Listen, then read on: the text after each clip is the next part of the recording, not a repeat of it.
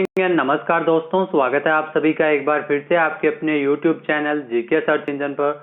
आज है 15 अक्टूबर और 15 अक्टूबर से रिलेटेड राजस्थान करंट अफेयर्स के जितने भी इम्पोर्टेंट क्वेश्चन हैं सभी हम इस वीडियो में डिस्कस करने वाले हैं। तो पूरा वीडियो बहुत ध्यान से देखें और वीडियो के एंड में मैं आपसे क्वेश्चन पूछूंगा जिसका आंसर आपको कमेंट बॉक्स में देना है। कल के वीडियो में मैंने आपसे क्वेश्चन पूछा था जो था अडानी समूह ने कब से जयपुर इंटरनेशनल एयरपोर्ट का नियंत्रण एयरपोर्ट अथॉरिटी ऑफ इंडिया से हासिल किया है। तो 11 अक्टूबर से अब अडानी ग्रुप की ओर से एयरपोर्ट इंटरनेशनल एयरपोर्ट का संचालन किया जाएगा। तो सी ऑप्शन यहाँ पर बिल्कुल सही था। जिन दोस्तों ने सी ऑप्शन कमेंट बॉक्स में सही जवाब दिया उनको हार्दिक शुभकामनाएं। जयपुर इंटरनेशनल एयरपोर्ट अब अडानी ग्रुप के पास लीज के लिए दिया गया है। अडानी समूह ने 11 अक्टूबर से एयरपोर्ट अथॉरिटी ऑफ इंडिया से इसका नियंत्रण हासिल किया है। सरकार के द्वारा अडानी ग्रुप को 50 साल की लीज पर जयपुर इंटरनेशनल एयरपोर्ट को दिया गया है। एयरपोर्ट के डायरेक्टर JS बलहराने ने 11 अक्टूबर को अडानी जयपुर इंटरनेशनल एयरपोर्ट की जो chief airport officer Vishnu Jha को एयरपोर्ट की प्रतीकात्मक चाबी सौंपते हुए ये हासिल किया है एयरपोर्ट अथॉरिटी ऑफ इंडिया से अडानी समूह के द्वारा। मीडिया रिपोर्ट के अनुसार बलहारा ने अब तक जयपुर एयरपोर्ट का ऑपरेशन मैनेजमेंट डेवलपमेंट अडानी समूह द्वारा PPP मॉडल पर तैयार किया जाएगा। तो सी ऑप्शन यहाँ पर बिल्कुल सही था। चलिए स्टार्ट करते हैं आज के करंट अफेयर। पहला क्वेश्चन है, हाल ही में राजस्थान विद्युत शुल्क नियम 1970 में संशोधन को मंजूरी किसके द्वारा प्रदान की गई है। तो राजस्थान विद्युत शुल्क नियम 1970 में संशोधन को मंजूरी प्रदान की गई है मुख्यमंत्री अशोक गहलोत द्वारा। तो सी ऑप्शन यहाँ पर बिल्कुल सही है।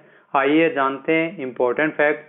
तो राजस्थान के मुख्यमंत्री अशोक गहलोत ने राजस्थान विद्युत शुल्क नियम 1970 में संशोधन किए जाने को मंजूरी प्रदान की है।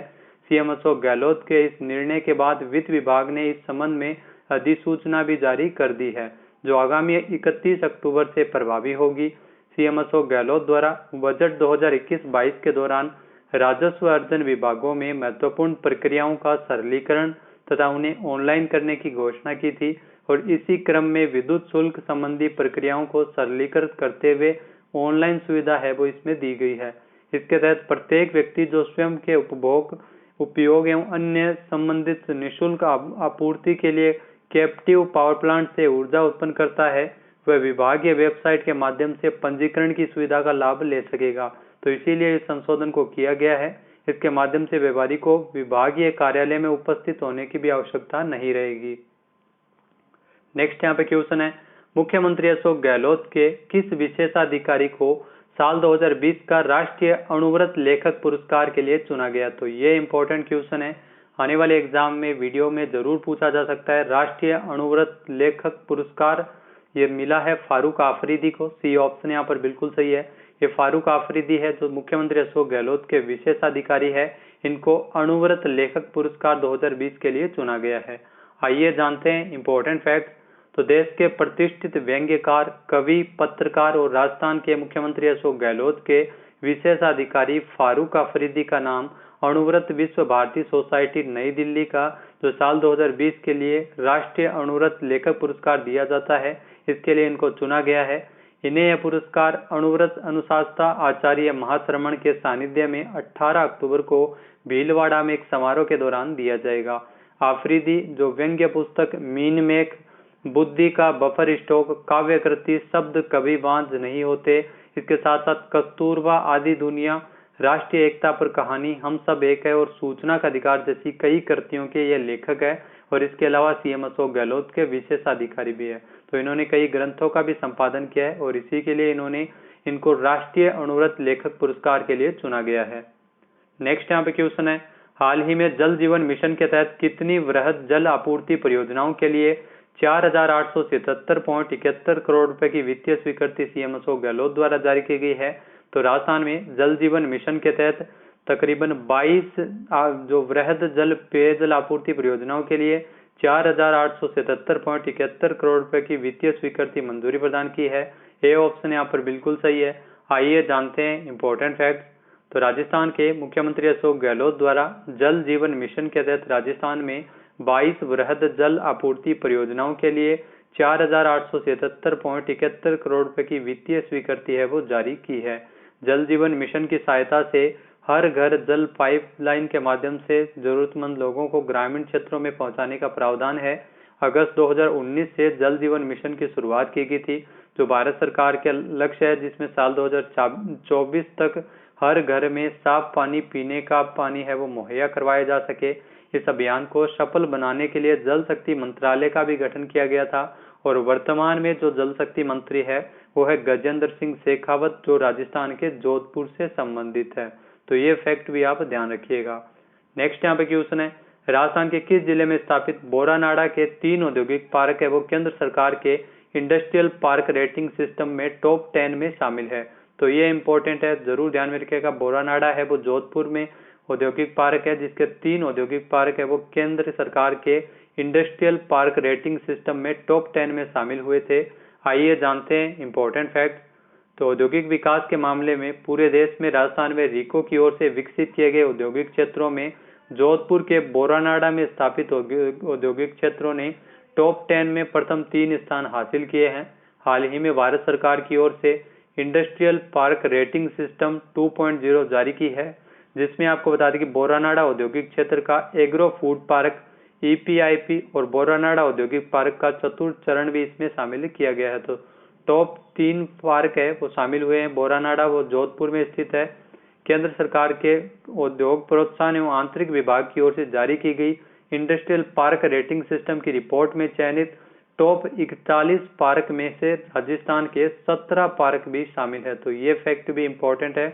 सबसे ज्यादा आपको बता दें कि जो सबसे ज्यादा महाराष्ट्र है और दूसरे स्थान पर इसमें राजस्थान है, जिसमें राजस्थान के 17 पार्क है वो शामिल है, जिसमें बोरानाडा के 3 पार्क भी शामिल है।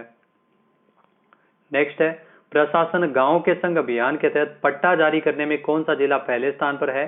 तो प्रशासन गांव के संग अभियान के तहत पट्टा जारी करने में अजमेर है वो प्रथम स्थान पर है। तो बी ऑप्शन यहाँ पर बिल्कुल सही है। आइए जानते हैं इंपॉर्टेंट फैक्ट। तो प्रशासन गांव के संग अभियान के तहत पट्टा जारी करने में अजमेर जिला है वो राज्य में पहले स्थान पर चल रहा है। जिला कलेक्टर प्रकाश राजपुरोहित एवं जिला परिषद CEO डॉक्टर गौरव सैनी की प्रभावी मॉनिटरिंग के चलते उपखंड एवं पंचायतवार शिविर लगाए जा रहे हैं।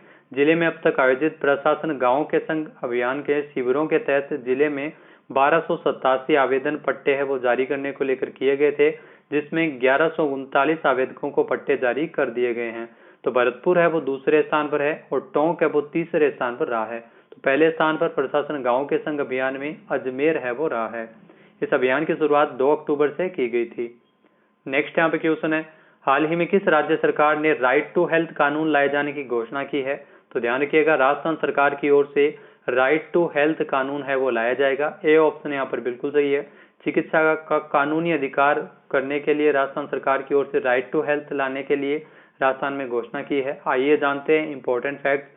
तो राजस्थान सरकार द्वारा राइट टू हेल्थ बिल लाए जाने की घोषणा की है। Rajasthan right to health bill लाने वाला देश का पहला राज्य बनेगा। आमजन को बेहतरीन चिकित्सा सुविधाएं मुहैया करवाने के लिए और आमजन को चिकित्सा का कानूनी अधिकार देने के लिए राजस्थान सरकार द्वारा यह बिल लाया जाएगा।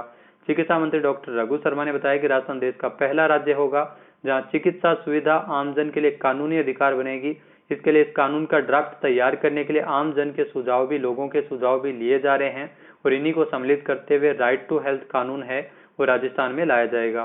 तो हाल ही में आपको पता होगा कि सीएम अशोक गहलोत द्वारा राइट टू हेल्थ कानून की पैरवी करते हुए इसे भारत सरकार को ये सुझाव दिया था, इसे मूल अधिकारों में शामिल करने के लिए। नेक्स्ट यहाँ पे क्वेश्चन है, हाल ही में किस राज्य सरकार द्वारा निर्यात को प्रोत्साहित करने के लिए मिशन निर्यातक बनो कार्यक्रम की शुरुआत की गई थी? तो राजस्थान में मिशन निर्यातक बनो कार्यक्रम की शुरुआत हुई थी। ए ऑप्शन यहाँ पर बिल्कुल सही है। आइए जानते हैं इंपॉर्टेंट फैक्ट। तो राजस्थान सरकार द्वारा प्रदेश में निर्यात को प्रोत्साहित करने के लिए मिशन निर्यातक बनो शुरू किया गया था। इस मिशन के तहत सरकार की ओर से नए निर्यातकों को लेकर निर्यातकों को पहली बार निर्यात करने का जो है वो प्रशिक्षण इसमें दिया जाएगा। उद्योग आयुक्त के अनुसार उद्योग विभाग और रीको की ओर से संयुक्त रूप से इस कार्यक्रम का क्रियान्वयन है वो किया जा रहा है।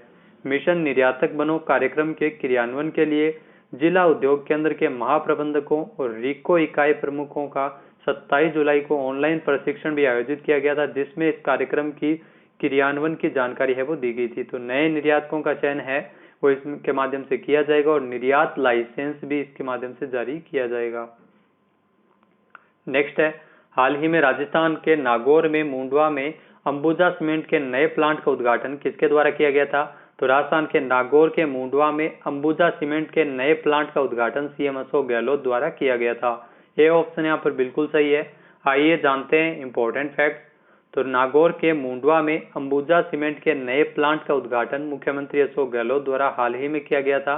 अंबुजा सीमेंट द्वारा इस प्लांट पर तकरीबन 3250 करोड़ रुपए के निवेश से नई इकाई से पूर्ण उत्पादन शुरू होने के बाद इस क्षेत्र में रोजगार के अवसर पैदा होंगे।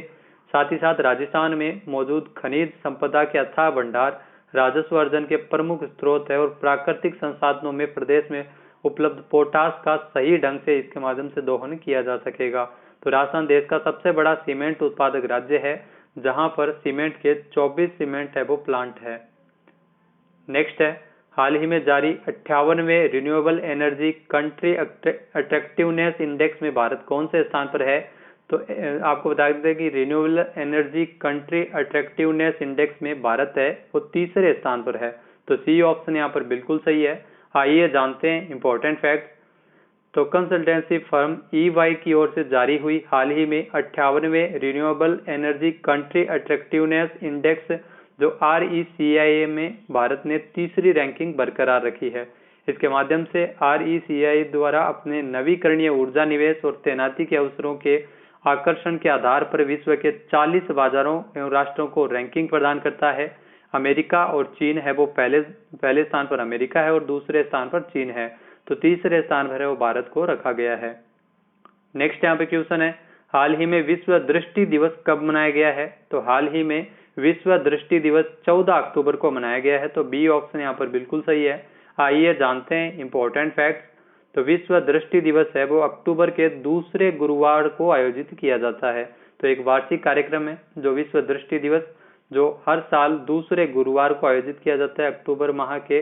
साथ ही साथ आपको बता दें कि 2021 के लिए ये 14 अक्टूबर को मनाया गया। तो ये आप ध्यान रखिएगा, 14 अक्टूबर को इस साल विश्व दृष्टि दिवस मनाया गया है। यह दिन अंधेपन सहित दृष्टि हानि पर वैश्विक ध्यान केंद्रित करना है। जो अंधे लोगों के जो उनकी दृष्टि हानि पर वैश्विक ध्यान है वो केंद्रित करना है। साल 2021 के लिए विषय वस्तु है जो थीम है वो है लव योर आईज, यानी आंखों से प्यार करो। तो साथ ही साथ आपको बता दें कि कम दृष्टि के कई कारक है जिसमें कई बीमारियां जैसे मधुमेह, ट्रेकोमा जैसी बीमारियां, आंखों का आघात इसमें शामिल है। तो अंधे लोगों के प्रति उनकी बीमारी को दूर करने और जागरूकता के लिए हर साल दृष्टि दिवस है वो मनाया जाता है अक्टूबर माह के दूसरे गुरुवार को। साथ ही साथ ये 14 अक्टूबर को साल 2021 में मनाया गया है। बात कर लेते हैं आज के हमारे क्विज की। तो आज का हमारा क्विज है, हाल ही में राजस्थान हाईकोर्ट के 38वें मुख्य न्यायाधीश अकील कुरैशी को शपथ किसने दिलाई थी? एक बार फिर से सुनिएगा, राजस्थान हाईकोर्ट के 38वें मुख्य न्यायाधीश अकील कुरैशी को शपथ किसने दिलाई थी? इसका सही आंसर आपको कमेंट बॉक्स में देना है। और अगर ये वीडियो आपको पसंद आए तो इसे लाइक और शेयर जरूर कीजिएगा। साथ ही साथ हमारे चैनल को भी जरूर सब्सक्राइब करें। इस वीडियो की जो PDF फाइल है वो आप वीडियो के डिस्क्रिप्शन बॉक्स से डाउनलोड कर सकते हैं और इस क्वेश्चन का आंसर आप वोट करके भी कर सकते हैं। वीडियो कैसा लगा कमेंट बॉक्स में जरूर बताइएगा। वीडियो देखने के लिए धन्यवाद। जय हिंद, जय भारत, जय राजस्थान।